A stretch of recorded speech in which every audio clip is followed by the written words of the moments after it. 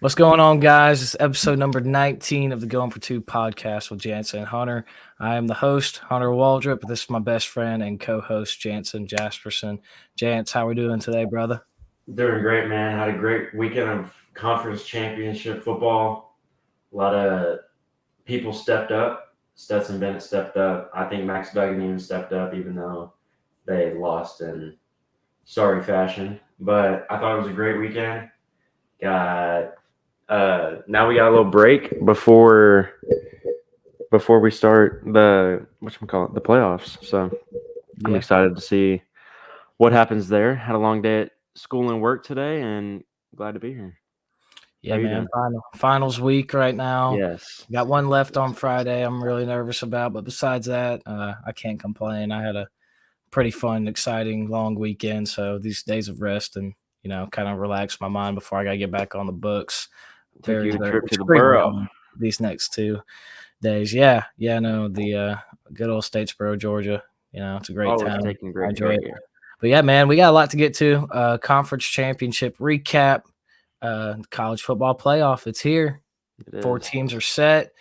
We're going to talk a little bit about the Heisman Trophy. The finalists were announced on Monday night, and then at the end, we got Ashton Daniels, one of a good friend of mine, I should say. Sorry, he's joining us. He's currently the quarterback at Stanford. We'll get to him at the end, but yeah, man, let's hop right on into it. All right.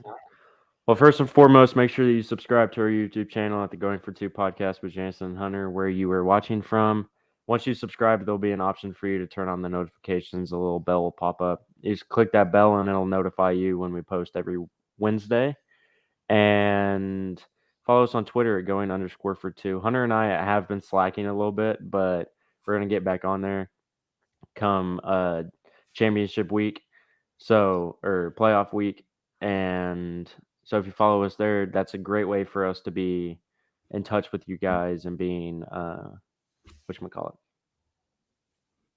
Interactive. Yeah, interactive with you guys, and we would love to do that. So if you could give us a subscription on YouTube and a follow on Twitter, we greatly appreciate it. Let's dive on into this past week. Yeah, man. So the game of the week this past week, to no surprise, it was number 1 Georgia, and they took on 14th ranked LSU.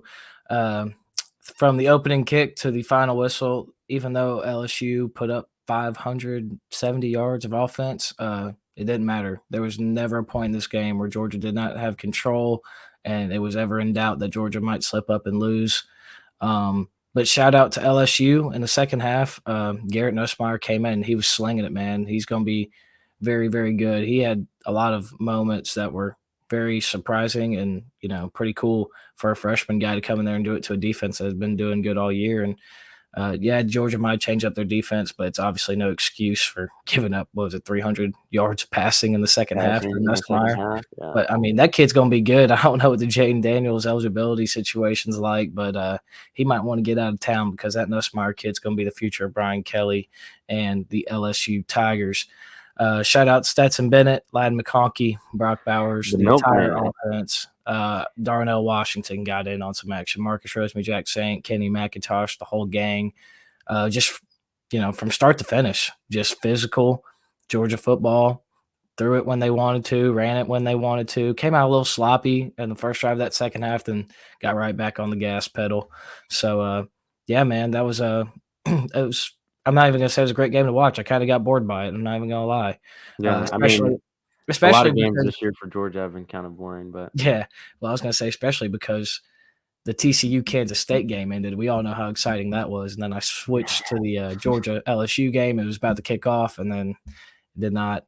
It was not as exciting as TCU KSU, but still a great game. LSU. You are now going to the Cheez-It Citrus Bowl, taking on Purdue. We'll get to Purdue here in a little bit. And then Georgia, well, obviously number 1 ranked team in the land, number 1 seed in the playoff, will be going to the Peach Bowl to take on Ohio State. It'll be fun. I'm excited to see how that all works out between Ohio State and Georgia. But to talk about this game, the thing with Georgia that I noticed was that their secondary was very, very, very, very, very sloppy this game. they've kind of been questionable all year. I feel like Keely Ringo has given up a lot of receptions where he shouldn't. I feel like he plays the ball too much. He tries to go for interceptions where he just needs to play his receivers. And Malachi Starks had a couple blown coverages, but I mean, freshman mistakes. I think Kirby will get on his back and get him right for the playoff. But other than that, shout out Stetquavius. You performed so well, you got you a trip to New York. It's crazy to think as a walk-on somebody's getting a trip to New York. That's absolutely amazing to hear. Yeah, he just won the excuse me, the Burlsworth Award, which is, I don't know if y'all have seen the movie Greater. It's about Brandon Burlsworth, former offensive tackle at Arkansas back in the 90s, late 90s. If you have not seen it, it is a 10 out of 10 movie, especially for a football movie. But he started his career out as a walk-on, and they give it to the best player who started their career out as a walk-on, and Stetson won that on Sunday morning, so that was cool. Yep. That's awesome. But yeah, shout out Georgia, LSU. You put up a good fight. Not really, but I mean, you put up 30 points on our defense, so that's pretty good. With a backup quarterback. I don't know what it is, but Georgia always struggles with backup quarterbacks. But Yeah. I mean, I get it. You aren't studying the backup, you're studying the starter. So Hey, at least Kirby didn't come out and pull a Mac Brown, which we'll actually get to right now. Just go to the and one next. thing I want to say is freaking Christopher Smith, you are the smartest human alive. Yeah. He waited until the LSU players got off the field before he picked it up and started running it back. Yeah. He knew what he was doing the entire time. First, I was like, dude, pick up the ball. But he knew exactly what he was doing. Yeah, because LSU was treating it as an extra point. They weren't treating it as a that was a field goal. 100 IQ play. Yes. 1,000 IQ play, I should say. Yeah. So that was For cool. sure. But It was. all right, go on to the next slide because I got something to say about Mac Brown, head coach of North Carolina. So, Retire. you just made a comment saying, you don't prepare for the backup quarterback. Well, Mac Brown, he's known to be one of the most truthful coaches in post-game interviews, no filter, does not care. And they asked him, hey, did you prepare for Klubnik at all? And he was like, no, we didn't spend 1 second preparing for Klubnik. And in Georgia's defense, in Georgia's defense, they didn't know what the situation was as far as backup quarterback goes or whatnot for LSU. Like, they ain't seen him on film. At least North Carolina has seen Klubnik on film, and the entire week leading up to the game was, is Cade Klubnik going to play and start this game for Clemson? And spoiler alert, he did, and he dropped 39 on your sorry defense, UNC. This kid is a superstar, or he has the potential to be a superstar. Now, I know North Carolina's defense ain't nothing to smile about over there, but he was like, what was it, 13 of 16 the first half, finished the game like 22 of Just 26. absolutely balling. Yeah, I mean, just making unbelievable plays. So they've now officially, as in the Clemson Tigers, have officially handed the keys to the castle to good old Cade Klubnik. Now, my stat could be off, but I think this is 7 out of the past ACC championships Clemson has won. It might be 6 out of the last 7, but I'm pretty sure it's 7 out of the last 8 Clemson has won the ACC title.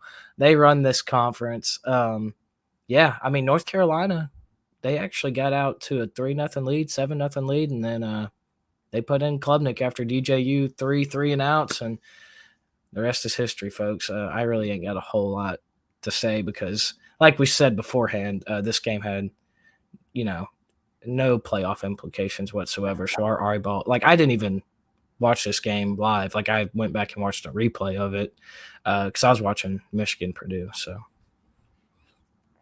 I don't really have much to say about this game other than, North Carolina looked sorry, and Cade Klubnik looked like an absolute world beater. I mean, shout out the local boy, just right up the street in Austin. Comes from Austin Westlake, and so it's good to see somebody that comes from here balling out. Yeah, he's got superstar potential. Oh yeah, for sure. If Dabo can just get in the portal and get some receivers. Yeah, that's the thing with Clemson is they'll never be as good as anybody else because Dabo refuses to get in the portal. Maybe he will this year. Only if he doesn't this year, then there will be some serious concerns. Yeah. But UNC, I don't remember what play or what bowl. Oh, you're playing against Oregon in a bowl game that's on Fox. I don't remember the name of it. Clemson, you're playing in the Orange Bowl of all time against the Tennessee Vols. That'll be a really good matchup. Your I'm backup actually quarterback. I don't think so. actually, let me just say, it's the Shane Beamer is your daddy bowl game because both of these teams controlled their Lost own it, yeah. destiny, controlled their own destiny to the playoff, and Shane Beamer comes in there and runs rapid. But next, we'll take our attentions to good old Dallas, Texas, Jerry World, where number 10 Kansas State pulled off the upset against the third-ranked Horned Frogs at TCU, 31-28. Man, like I said it last week, when we were previewing this game, like if TCU's down at halftime or even going into the fourth quarter, I'm really not gonna mind because that's their identity is they Yep. don't give up, they come back. And shocker, they were down, come back tied up in the fourth quarter, game goes to overtime. And man, like Duggan, yeah, some careless mistakes through the air as far as, some goal line plays that he had in the fourth quarter. But then bringing his team back, using his legs and showing his heart and his grit, I think that solely earned him a spot and a trip up to New York for the Heisman ceremony. I mean, I love to see that. That man literally left it all on the field. And Sonny Dykes, I've been praising you all year, man, but what was that last play call? 4th and inches. Why is the ball not in Max Duggan's hand right there? Come on, man.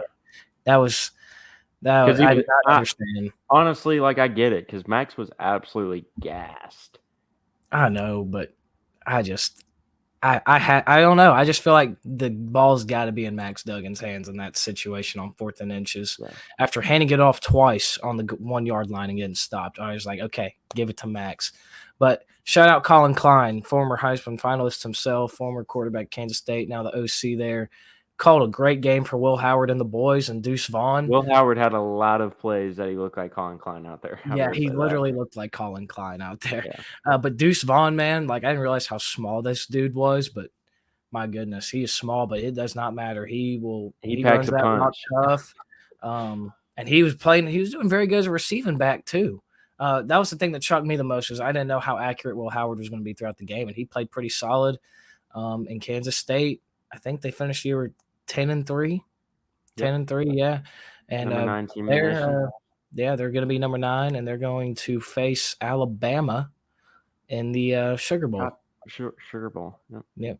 And TCU, well, they're going to play that team right below them, the Michigan Wolverines, and the Fiesta Bowl in the playoff semifinal. We'll get to the playoff here in a minute.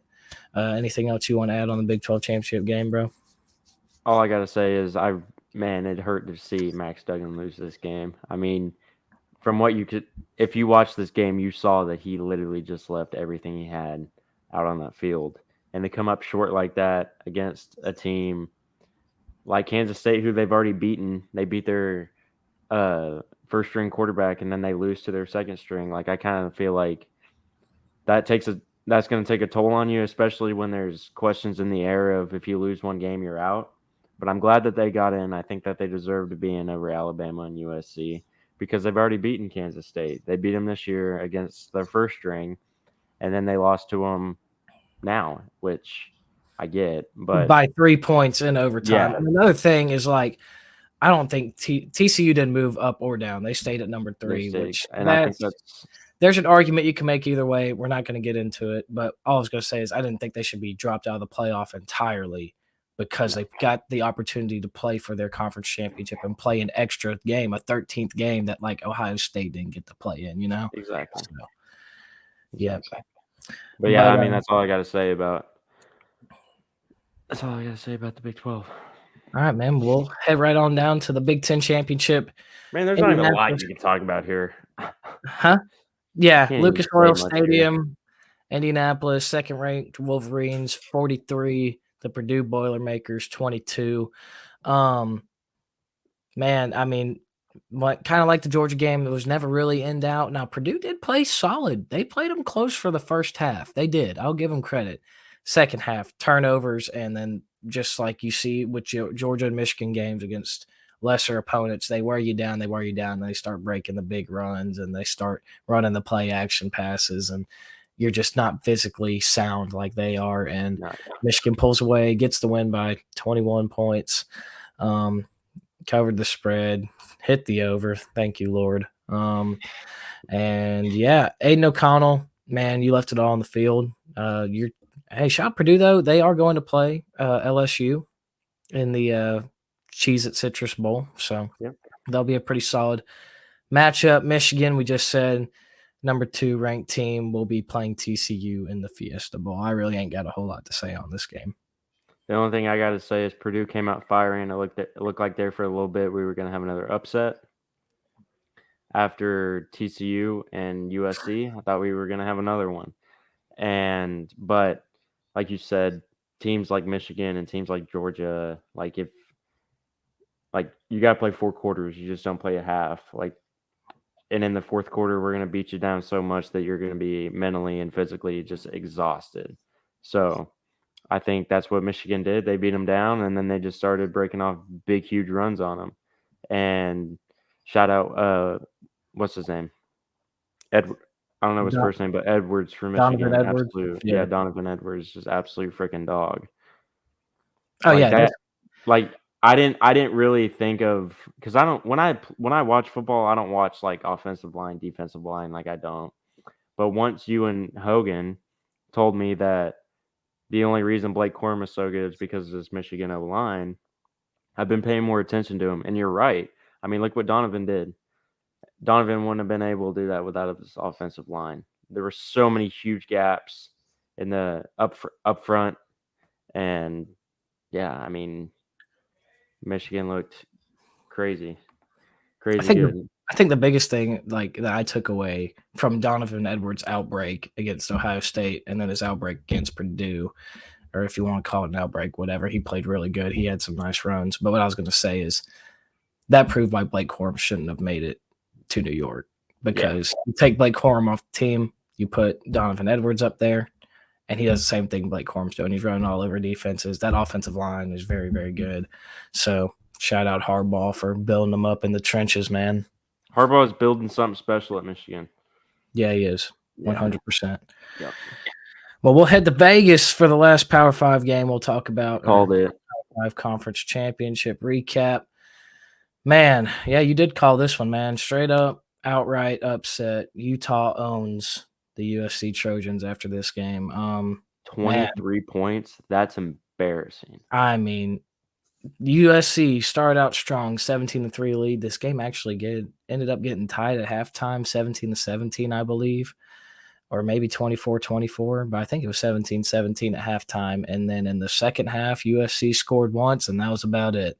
Utah ran rapid. Supposedly, Caleb Williams suffered a hamstring injury. That was pretty bad, but he stayed in there, tried to play through it. Obviously, I don't believe it. Pretty boy paints his nails. I wouldn't. He probably got his panties in a twist. That's why he didn't. Yeah, I don't know. His thong was riding up his too far. Wow, we're gonna be his hamstring. This is an aggressive episode, huh? Mm-hmm. So anyways, Cam Rising, man, he plays very good against USC. Now we know that USC's defense has been questionable all year, but now it really showed in the second half and the end of the first half of this game. And then the turnovers at the end of the game for USC did not help at all. And then, I mean, Utah just physically dominated them, and USC, all you had to do was win, man. All you had to do was win, and you were going to get whooped by Georgia in the first round. But instead, you punched Utah's ticket to the Rose Bowl, and now you're going to play Tulane, our boy. And you're going to get beat by the Wave. Our group of 5 team. This is, I mean, the team we've been riding and has been making us so much money all year. The Green Wave. You're playing them in the Cotton Bowl in good old Dallas, Texas. So we're going to do a bowl game, preview. We're going to do a playoff preview. We're not going to get into the playoff games. We're not going to get into any of that. We got an interview we got to get to.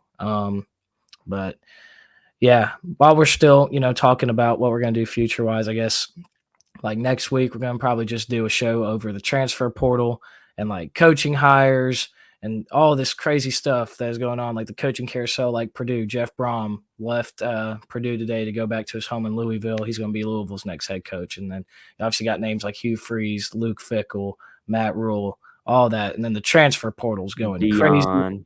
You got, Deion Sanders. Can't forget about him. You got DJU in the portal, Devin Leary in the portal, Ra Thomas. Just there's so much stuff going on. There's going to be a lot more to cover, so we're going to do an episode over that. And yeah, I mean, the portal's going crazy. Me and one of my friends, shout out Murph, Andrew McMurray, Happy Chapman, you're good people. Man, he just keeps sending me updates, man. Like, this guy's in the portal. What do you think? And then like there's actually the first Georgia player to enter the portal today, but I've never actually heard of him. He was like a former Like four-star, the defensive line. Bill Norton or something like that. Yeah. I saw that. But yeah, portal's going crazy. Coaching carousel's crazy. We'll talk about all that here in the next few There are weeks. 13,000 people in college football, and there are 1,000 people in the transfer portal right And now. growing. And it just opened. And growing. Yes. And people are still entering. So, Yep. yeah, man. That's kind of what we NIL got has going on. screwed up. I think NIL has screwed up college football. Yeah, it's definitely taken a weird direction. We'll see. But yeah, man. Let's go ahead and preview the playoff, man. Well, not preview. We're not gonna go depth into each game. We got plenty of weeks before we gotta do all of that. But number 1, Georgia. Number 2, Michigan. We both said, that was pretty. If they win, they were going to stay right there. TCU, even though they lost, did not drop down to 4, which I'm still like on the fence about. Like, yeah, I understand. And I just said they shouldn't have gotten penalized for getting taken out of the playoff.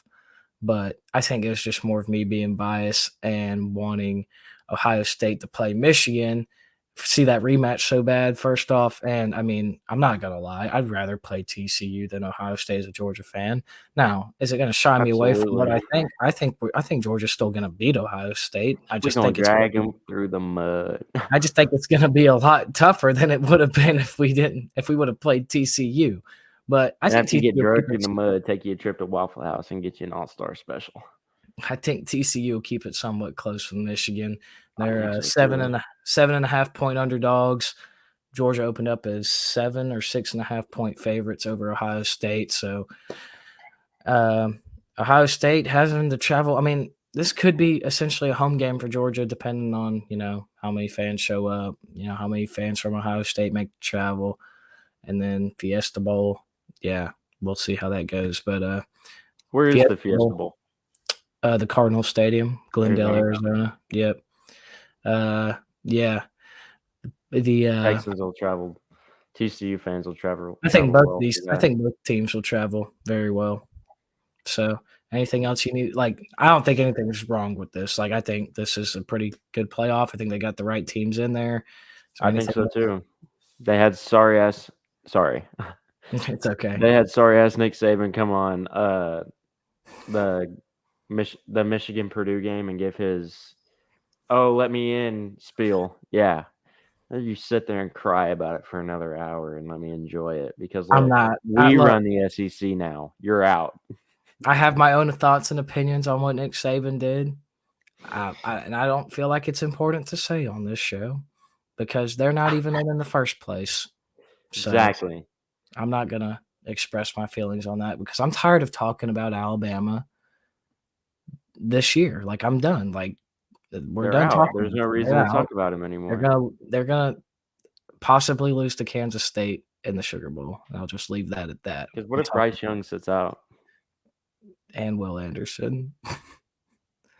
And Jalen Battle. Yeah, Jalen Battle's a shortstop for freaking Arkansas. Kool-Aid. Who else? Yeah, Kool-Aid McKinstry. We'll see. I don't know. We will see. Let's hop on down to the next one. All right. So we made a Going for 2 Bowl Mania contest. How to join? It's pretty simple. If anybody plays ESPN Fantasy Football, it's on that app. If you don't have that app, it's free. And there's a Bowl Mania section you can go to. And you can just type in if you want to join a group. And you just enter Going for 2 Pod J and H on there. And then all the picks are against the spread. So it's not outright winner. But you just make your picks. You can change your picks up till game time of that bowl game. So if you want to change, like right now I have all my picks in place, but let's say that like I don't even know. Will Rogers decides he's not going to play for Mississippi State. I'm probably going to end up going to the Illinois line on that one. So stuff like that. And then we will think of some reward in time whenever all this is over to give to the winner with the most points. So Yes. that's about that on that, man. Dang, we are flying through it. Honestly, this kind of makes me excited for college basketball because this bowl mania thing has me thinking about the bracket. Yeah. Yeah. And I can't wait for March Madness, and it's only December. Yeah, literally. Still, college basketball is getting good right now. But, Yeah, I know. But enough with college basketball. There's college football. Heisman Trophy, baby. So now, oh wow, I didn't even realize. I didn't even think that Caleb Williams' head was going to get cut off by our picture up there. It's all right. We don't need to see his face. Yeah, it's fine. We So it looked a lot better. Now it's just like, Anyways, so Heisman Trophy, the finalists got announced on Monday night. You had Caleb Williams from USC, quarterback Max Duggan from TCU, quarterback CJ Stroud from Ohio State, and quarterbacks DeQuavius Mailman, 25-year-old, 1-month-old Bennett. This man is a G. Look, That boy I'm is just the gonna say my second piece. coming of Christ. I'm gonna say my piece right now. Look, Stetson Bennett has been getting a lot of hate for making it into New York over Hendon Hooker. Rightfully so. Let me get that out of the way. Rightfully so. I think both players are deserving and both players have an argument. And I'm not going to sit up here and defend that Stetson Bennett should have made it in over Hendon Hooker. What I am going to do is sit back and laugh at all the Tennessee and Alabama and SEC haters hating on my man Stetson because this He's a man is just walk-on. he's used to the hate, man. This is what fuels It his feeds off fire. the hate. And it would be something else if this man walked out of New York with the award on Saturday night. If he walks out of New York with the freaking Heisman Trophy, that was going to He's be not. crazy. I mean, Vegas has Caleb Williams at minus 2,500 to win the odds, so he's probably going to end up taking it home. But Max Duggan, I think, possibly Has a if shot. with a win. I don't think he's going to win. I think if he would have won on Saturday against Kansas State, He would have won it. I think he would have won it. I really I do agree. think that. I agree. But But here's my thing about Stet. He hasn't lost a game in 2 years. I know. Which one of these guys has done that? None of them. And I've seen it. I've seen memes on Twitter, and it's all like Stetson Bennett's 25 years old, throwing quick slants to 5 stars, and he thinks he's the second coming of Christ. Well, you obviously haven't seen him walk on water, so Yeah. because I have. Yeah. He took us to the promised land. I've seen him walk on water. But I mean, I think another thing, I think the story of Stetson Bennett being the walk on and getting doubted is another reason why the writers put him in. And then I heard something on CBS this morning when I was listening to this radio show. They were like, you have first place votes, then you can vote for who finishes second, third, and fourth. And all that kind of mixes up. So, like, the winner's in there, but it's not the player who gets the most first place votes. It's like kind of in between. So like Stetson could have gotten the most third place votes because they were like, well, I want this guy to get recognized, for his season and his story or whatnot, So that's how that works. And maybe just in the shuffle, not enough people put, Blake Corum, Hendon Hooker, Michael Penix, Bo Nix, whoever you want to put in there over Stetson. And at the end of the day, he is taking his trip up to New York. First time since 1992, Georgia's had a Heisman finalist, so that's pretty cool. That's incredible. Yeah, and it's awesome seeing him get, recognition. He did have a good season at the end of the day. He did. He plays on a good team. Yes, he has good talent around him, but you can't take away that the kid has played good all year too. I'm sorry, but he doesn't have talent like CJ Stroud and Caleb Williams. That's my piece is like, yeah, he's got good talent around him, but he does nowhere near close of talent like CJ Stroud and Caleb Williams. And I think they're also respecting his fact or like the fact that he is such a good leader and he plays with grit and that he does not give up and that he's overcame everything, So I think that was another reason why they gave him an opportunity. That's like the biggest thing I've heard about the Heisman as far as, Stetson Bennett shouldn't have gotten in, but I mean, like I said, I'm not going to get up here and just try and make a definitive case that he deserves to be in there over a player like Hendon Hooker or Michael Penix or Blake Corum, but I'm also going to defend him if I have to when Alabama or Tennessee or SEC hater comes in here and wants to talk trash about the mailman like that. And I'm just gonna sit back and watch it because it is funny watching this on Twitter. Like, so it's so funny. All the I mean, Voltards. yeah. So, but shout out to all the finalists. Stroud, man, it was yours to lose. It was yours to lose, and then Jim Harbaugh ran rapid on you. And I was about to say Jim Harbaugh freaking stepped but I on your neck. did hear something off one of the Fox Sports podcasts today. Yeah, I know. I listened to all of them. Caleb Williams actually – so voting closed on Sunday, and it opened up on November 28th, so you could vote before conference championship week was even over with. But a lot of voters vote on the Sunday after conference championship, and apparently some voters that had Caleb Williams winning the award took their first place votes away from him because of the profanity he wrote on his nails and said that's not who we want to represent our trophy. Smart. That was – I mean, you heard what Cam Rising said about it. Oh, yeah, dude, that was funny. Yeah, and I'm right there with him. I'm right there with him. Like, I ain't going to judge you. If that's what you want to do, bro, go ahead. But, like, you lost, so you got your hope you enjoyed it. ass kicked. Yeah. So, like, that's just embarrassing, man. Yeah, man. But all right, I think it's time. Embarrassing. It is time. All right. Hunt dog. All right. Everybody, this go ahead and bring him on. What's up? This is a friend of mine, Ashton Daniels. Grew up with him playing Little League over at Buford in Buford, Georgia. I actually never went to the same high school as him, needless come to find out, because he came in, I transferred out my sophomore year, and he was a freshman. But three-time state champion? Three? Yes, sir. Three-time state champion for the Buford Wolves. Was a three-star recruit. He went to Stanford last year, traveled coast to coast. Ashton, how you doing today, brother? I'm doing good, man.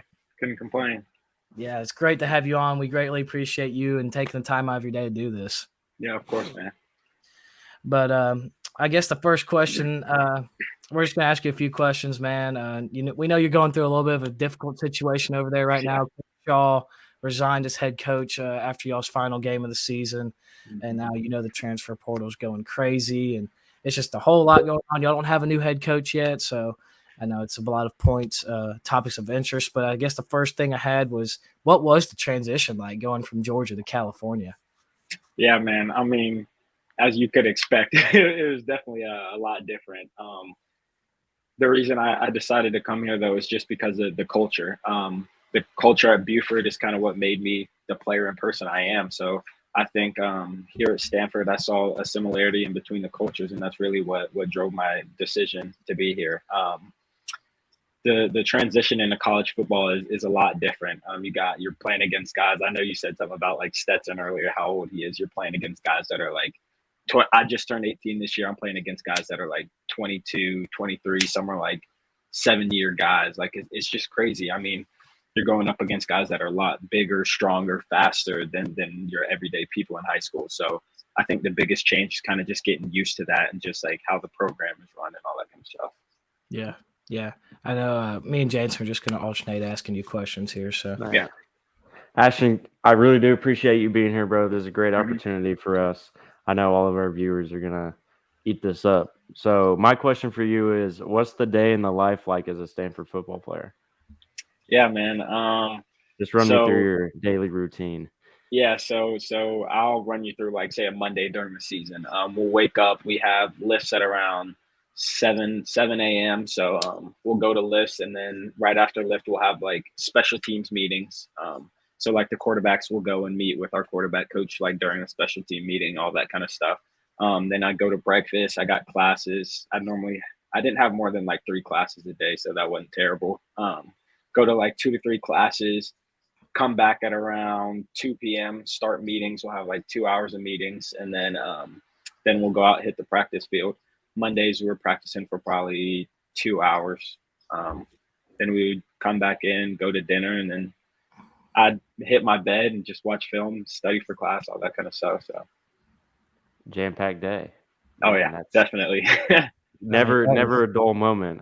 No, not I at all. assume. I mean, that is crazy, man. Yeah. There's a lot going on. How Oh, is yeah. like this isn't a question I had written down, but like how are classes? Like I know that's a very Like, is it? prestigious They gotta academic be hard. 'Cause program. it's Stanford. Okay, the thing is, what shocked me is that like the process of getting into Stanford was probably harder than like how the classes are now. Like everything I had to do in high school, like taking AP classes, then my application, all that kind of stuff was like, it was really tough. And although I am on full scholarship, I still have to go through the admissions process, and I still have to get like applied basically. So, or admitted. And so I think that was like really tough. But like now that I get here and like settled down and I can like actually spend, because I mean, it's so much different than high school. You're not having 6 to 7 classes a day, which is like, that's really rough. So I think having like 2 or 3 classes a day that are probably like an hour long, I mean, still gives you a lot of time to study and like go through like your day-to-day stuff. So to be honest, it's not as hard as anyone thinks. Yeah. Okay, that's cool. Yeah. Next question I did have written down is what is the biggest difference between high school football and then your transition to college football? Yeah. Like I said, just playing against guys that are, I mean, I think my senior year, our tallest O lineman was like maybe 6'5", Paul Lubanga, who is committed to LSU actually. So he was probably our biggest lineman, and the rest are barely touching like 6 foot. And I'm out there playing with guys that are all like 6'5" plus on my line. I'm having to like look over people and like all kind of stuff. So Like, just like the body type of people that I play with is crazy. Some people say that the game moves like a lot slower, but I really don't think it does. I just I'm good at like staying patient and just kind of reading things out, all that kind of stuff. So I would say the pace of the game hasn't really changed for me. But the difference is just like the operation, like say on the sidelines with college coaches, like all this kind of stuff is just like all built into one, which could like kind of make it kind of stressful on like game days and stuff. Yeah, for sure. no, I feel like the Yeah. speed would definitely be.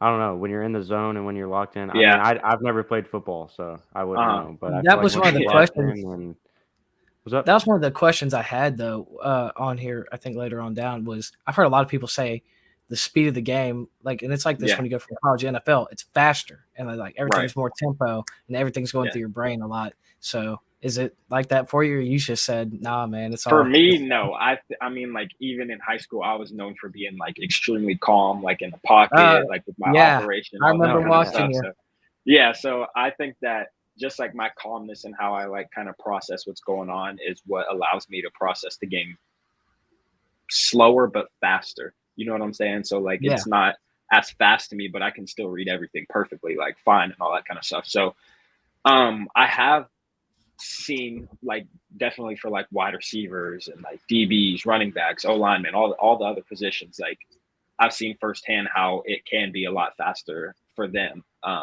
But I think for me, like just being able to get in the playbook and just like study the defense that I'm getting ready to play, all that kind of stuff is what kind of allows me to be calm in those moments. Yeah. So you got to play in games this year. Like, I did, yeah. What was the biggest adjustment that you had to make from like college or high school to college? Like what, like on the field, like what adjustments did you have to make? Yeah, I would say just being the biggest thing for me was just grasping like the love and attention from my teammates that I'm out there on the field with. Because, you know, as a quarterback, you're the leader out there.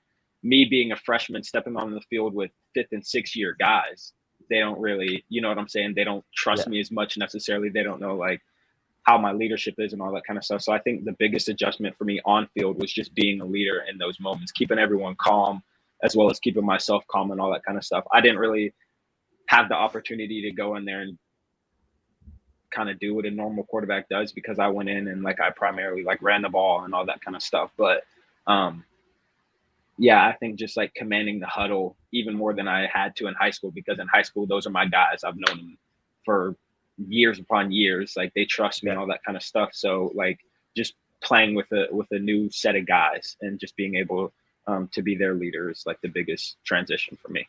Okay, I got you. Yeah. Like, did they ever come around on you a little bit? They still give you a little bit of hazing being a freshman? Yeah, a little bit. They'll laugh at me and make fun of me in the huddle, all that kind of stuff. Oh, yeah. Oh, yeah. Nothing like too bad. Yeah. That's not too Yeah. bad. I feel like everybody's probably like that. Yeah. You listening to all those mic'd up moments. Oh, yeah. Oh, yeah. Yeah. So next question I had for you is like, how was it playing under Coach Shaw? Obviously, he has a very nice, resume: Rose Bowl champion, Pac-12 champion, Coach Andrew Luck, and Kevin Hogan and Christian McCaffrey and all them. So how was I know he's gone now, but how was your experience under him as a freshman? Yeah, my experience was great. I mean, Stanford is Stanford itself. I could say that that's the reason why I wanted to come here, just because it's Stanford. But truly, the reason I wanted to come here is because of Coach Shaw and because of my offensive coordinator. I formed a really great relationship with the both of them. Sad that it only lasted a year, but I think that they did a great job of not only showing me how to become a better player, but how to become a better person in life. It wasn't one of those things where they're just out there just to do their job and all that stuff. Like you could tell they actually loved it.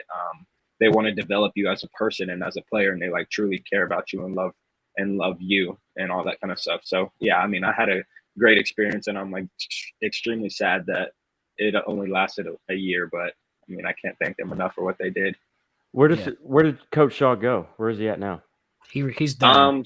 He retired? I don't think he'll probably retire. I mean, he coached for I think maybe like 16 years, something crazy like that. And he coached under was Harbaugh always here when he was at Stanford, and then he became Stanford's head coach. And he was the one that had Andrew Luck, and he's the one that had Christian McCaffrey. He recruited those guys, and now this was his last year here. He resigned after the season was over. So yeah, I truly don't see him going anywhere. I think he'll probably try to stick around the program as much as he can, just be there for us. But I mean, you could tell that his heart is like with Stanford, so I really don't see him going anywhere else. Yeah, I agree with that wholeheartedly. But like, next question I had was, how's the feel around the locker room? If he's no longer there. Sorry, James, I totally forgot it was your time. No, you're good. Next question. There's a whole lot of uncertainty going on right now. I'll say that for sure. We've had a lot of I think we've only had maybe 2 undergraduate guys hit the portal, but a lot of our seniors have been like grad transferring, all that kind of stuff. So everyone's uncertain right now. We don't know who they're going to bring in. They haven't really told us much. They have told us that they're starting to narrow it down, and hopefully we can get someone in by this Friday before we all like go on break and all that kind of stuff. So there's a lot of guys that are just kind of waiting to see who they hire to like weigh out their decision if they want to, hit the transfer portal, if they want to stay, all this kind of stuff. So, I mean, we're all really confused. Everyone was upset that it happened, but yeah, I mean, we can't really do anything until they hire the new guy. So, yeah. Any buzz in the locker room on who they think the next guy might be? Yeah, I mean, they told us originally that it was a list of like 45 people. First off, I was like, I didn't even know there was 45 guys out there. Yeah. But yeah, I've heard Troy Taylor, who's at Sacramento State. He's a candidate. I've heard what's his name? Peterson, who worked with who brought Washington to a national. Chris Peterson. Chris Peterson. Oh, that's a good name. That's a big name right there. Yeah, he retired because he said he was just burnt out. But I heard that we were still trying to go after him. Those 2, I heard the Ravens offensive coordinator. I don't know about that one. I don't know how true it is. But yeah, those are like the 3 big guys. I've also seen some stuff on the internet and all that, but you can't really believe that kind of stuff because it's just just whatever. Everything, but rumors. With everything you read. This happens so many times. I've talked to Hunter about things I see on Twitter, and Hunter's just like, that's not real. Yeah. So, Jansen, to let you know like who Chris Peterson is, and I had a really good reaction to him. When Boise State beat Adrian Peterson in the Fiesta Bowl, he was the head coach of Boise State. And he was the Boise State head coach when they beat Georgia and had Kellen Moore and that team. He went to Washington, and he's the one that led them to the college football playoff against Alabama in 2016. So that's a very, very good name, and that's one of those, especially on the West Coast, you have to call them and get them to tell you. Right. You have to call them. You have to. Yeah, you got. Yeah. Yeah. No, I didn't know who coached that 2016 Washington team. Yeah. I know who you're talking about now. But what do you think the future holds for the Stanford football program? Like, what direction do you believe it's going in? I believe that it was trending up with Shaw. I mean, we did have, as you can see, we had 2 back-to-back 3-9 years, but I think a lot of things that people didn't see is just like how out of hand like games and stuff got. I mean, at the beginning of the season, we thought we were gonna go win the Pac-12. I'm not even gonna lie to you. Like, no matter USC, all that kind of stuff, we had so many guys that were kind of on draft boards at the beginning of the season. I mean, we had 3 wide receivers that could potentially be first or second round picks if we got them the ball more and let them go out there and be playmakers. But I think a lot of people look at our records and what has happened to us in the past couple of years, and they think that we've gone to shit and we're the laughing stock of the Pac-12, which, I mean, is just not the case. For example, at the beginning of the year, we played USC, and there you go. Yeah, you read my lips. Yeah, so for example, out Colorado. I mean, we played USC, I think, the second game of the season, and the score's extremely bad. But the thing is, we had 4 turnovers in the first half.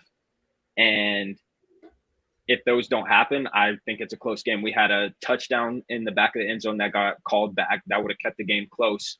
Our defense couldn't get a stop the first half, but the second half, they balled out, held them to a field goal and maybe a touchdown late at the end of the game. But so I think if little things don't happen, we have an extremely good season. If we beat USC, or at least keep it close, I mean, that's a lot of momentum going on through the rest of the season. If we beat Oregon, keep it close, that's a lot of momentum too. I think we just had a lot of things just not work out for us. A lot of times the ball just didn't roll our way.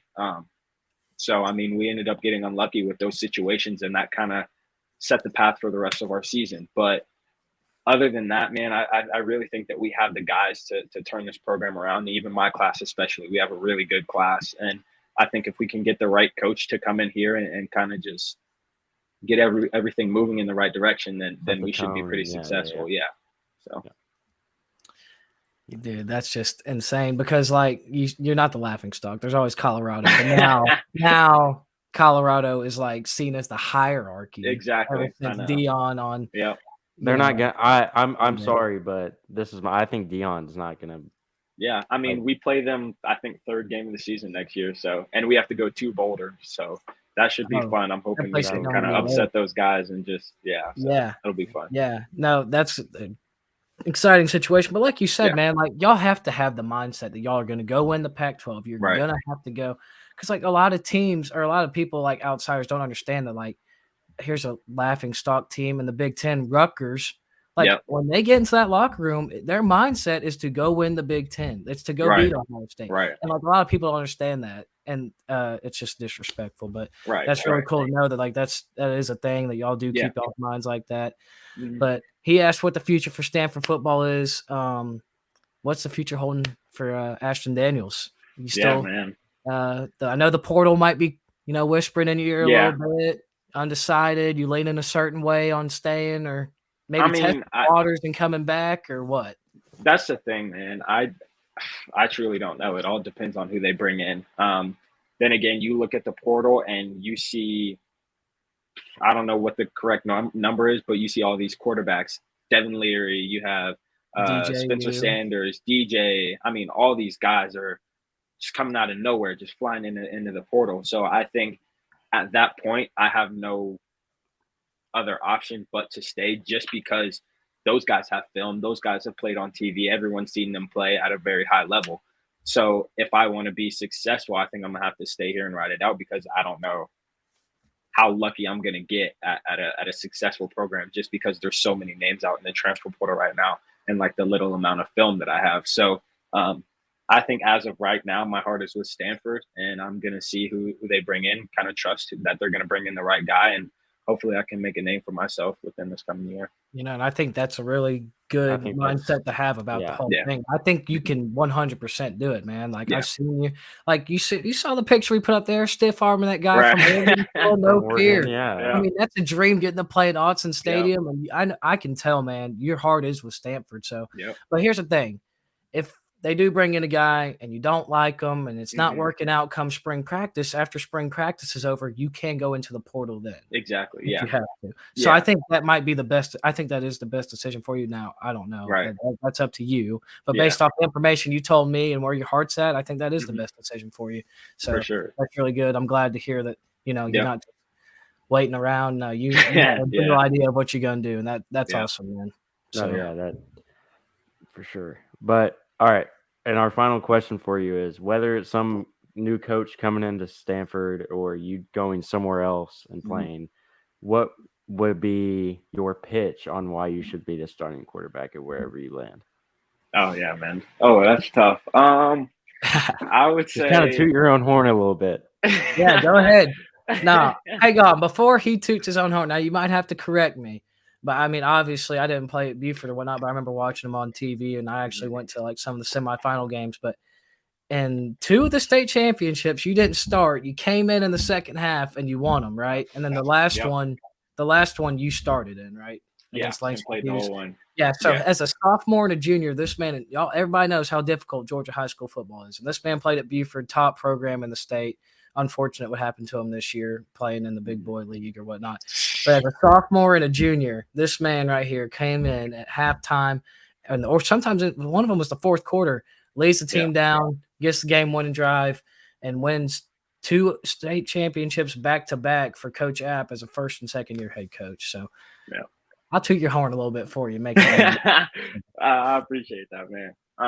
But I would say my pitch is just kind of my ability to do everything.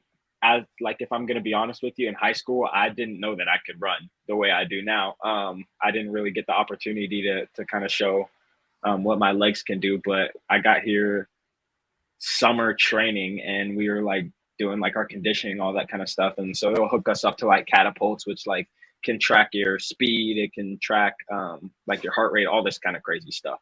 And so it was like one day of running, we walk into the weight room after and they'll post like kind of the results on the TV. And I walked in and like for the big skill group, which is like linebackers, tight ends, quarterbacks, DNs, all that kind of stuff. I walk in and my name's at the top of the list. And I'm like, whoa, like that kind of came out of nowhere. I think one day they clocked me at like running 20 miles an hour. And like, I'm the top, like I was the fastest, like in the group. And I was like, I never knew that. I thought I was slow based off of what happened in high school. I didn't really get to run.